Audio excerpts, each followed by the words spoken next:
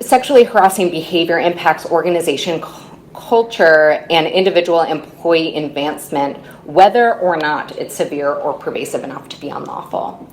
So even if it is not creating a condition that would legally alter the conditions of employment, it is still impacting whether an individual on the receiving end is going to a meeting and thinking, how am I smiling enough to be friendly, but not enough that he thinks I'm interested, and I'm kind of leaning forward, but how am I sitting? Are my legs crossed? Right?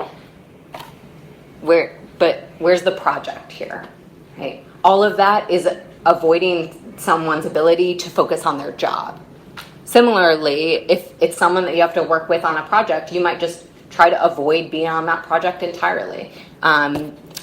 I've seen this in a number of contexts, just last week, last month, in different contexts. One organization is a consultancy, and so they work with a lot of third parties, and so and internationally with individuals from very different backgrounds and different societal expectations around behavior. And there are people that just wouldn't go to certain meetings, but no one knew about it. It wasn't discussed until we were doing training.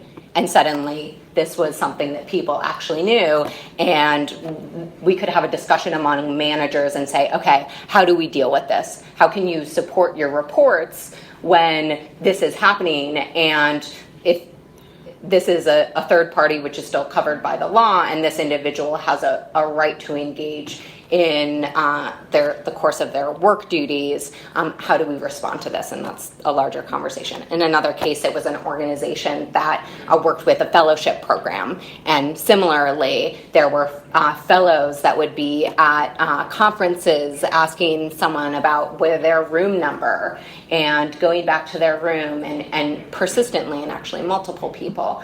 That's the kind of thing that it happened once, and then at this event, it's not how severe and pervasive enough you could have an argument, but it's certainly impacting how they show up at these events and what rooms they go into, what spaces they go into when they leave the conversation or the party. And really, at the end of the day, the way that I see sexual harassment is this isn't just, people being sensitive, or this is about, basic equality and everyone and women and anyone being an equal professional and being able to just do your job.